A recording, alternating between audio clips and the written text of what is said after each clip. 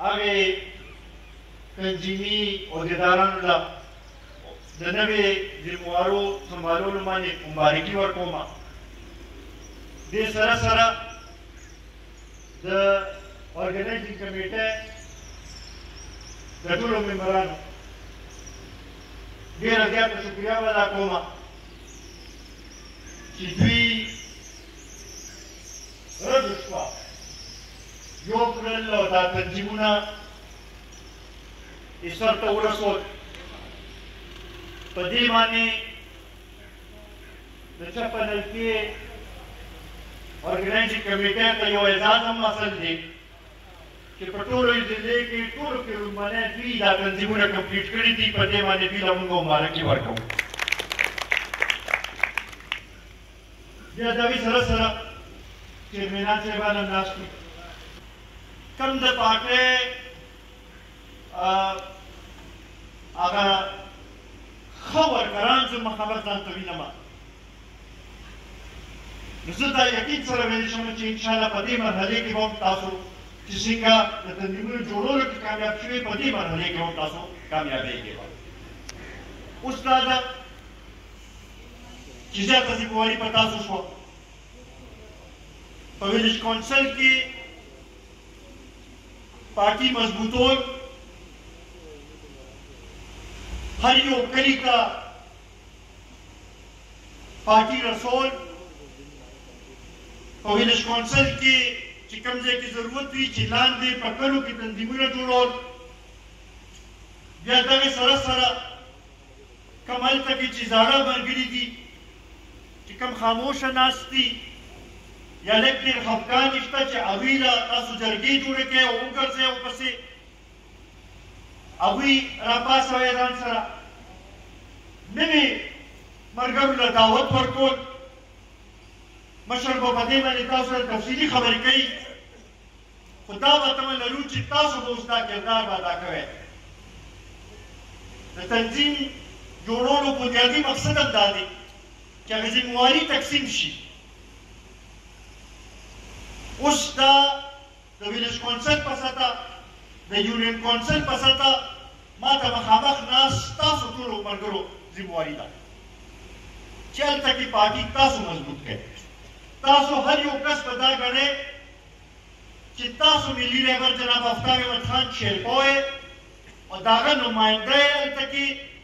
او تاسو به هر چا ته ځان رسوئ او دا پارټي به مضبوطوئ. هر یو کس په خپل ځای باندې خپل یو بھرپور کردار به ادا کوئ، خپل کوشش به کوئ چې پارټي هلته کې نوره منظم شي. ما د یو څو ویلیج کونسلو سره خو بېل بېل میټینګ هم کړی و، څه چې پاتې دي هغوی سره به هم زه کوم، خو ستاسو ټولو مخامخ هم دا یو ډګه ږدم چې یو خو په هر هغې ویلیج کونسل کې چې قومي وطن پارټۍ یا مشر کم منصوبې کړي دي، کم کارونه کړي دي، د هغې ټول یو لیست تاسو ټول جوړ کړئ. په داسې خو بعضې مونږ ته یاد وي، خو بعضې پکې رانه هېر هم شي چې هغه مونږ ټول لیست هر یو کس جوړ کړو او په خپل تنظیم ته هم د هغې رپورټ پیش کړو، د یونین کونسل ته هم د هغې رپورټ پیش کړو، یونین کونسل یې مخکې بیا هلتې ته د هغې رپورټ پیش کړي. نو دې سره پخپله به دا خبره چې ده دا به پیلاویږي به مو چې کوم خلک په دې خبرې باندې نه دي پوهېږي، دا اوسني کوم ځوانان چې په دې خبرې باندې نه دي پوهېږي، هغوی به په دې خبرې باندې پوه شي چې دلته کې که ترقي شوې ده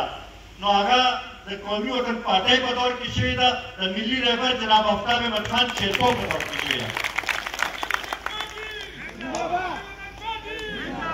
او دا یو چیلنج مونږ د نورو پارټیو له ورکوو، خاص کر په تنګي تحصیل کې. که تاسو وګورئ د 1999 پورې چې څومره سکولونه جوړ شوي دي، نو دا ټول زیاتره که وګورئ نو د قومي وطن پارټۍ او د ملي رهبر جناب آفتاب احمد خان شیرپو یو کردار دی، یو خدمت دی. د هغې نه پس ته چې څومره سکولونه شوي هغې تعداد تاسو وګورئ نو زمونږ دغه چې دی هغه تعداد په ټولو کې زیات دی. نورو پارټیو به هغه شانتې خدمت کوي، دغه شانتې هسپتالونه، دغه شانتې بجلي چې کومه خوره شوې ده، دغه شانتي که ګیس راغلی دغه شانتي که سړکونه کم جوړ شوي دي دا ټول څه داسې دي چې دا پکار چې موږ خپل راروان نسلونو ته راروان دغه ته ټولو ته هغوی ته دا خبره موږ ورسوو او په دې خبرې پوه کړو چې د دې خالي د تنګي تاثیر نه د خالي د ضلع چارسدې نه بلکې د خیبر پښتونخوا ترقي چې ده هغه د جناب آفتاب احمد خان شیخور سره تړلې ده او د قومي وطن پارټۍ کارکونانو سره تړلې ده دا خبره به ورته کوو بیا دغه شانتې اوس کوم چې سیلاب تېر شو دا د الله تعالی یو ډېر لوی رحم و کرم دی چې د 2010 نه زیات سیلاب راغی او په هغې کې زموږ علاقه د هغې حوالې سره ډېره بچه پاتې شوه د 2010 په مقابله کې ډېر ځله زما خیال بلکل معمولي نقصان هغې لحاظ سره شوی دی د میرزا ډېرو د ابازو ملګري به دلته کې ناست دي یونین کونسلو هغوی ته د هغې صحیح اندازه کېږي چې څومره هغې لحاظ سره بچت شوی دی او څومره هلته کې دې ځل کم نقصان شوی دی دا خبره چې ده دا پکار چې ټول کارکنان چې دي دا هر چا ته ورسوي او په دې خبرې پوه کړي چې دا د قومي وطن پارټۍ کارنامه ده دا ستاسو ټولو کارنامه ده او دا پکار چې دا تاسو ځای په ځای دا خبره هر چا ته ورسوئ زه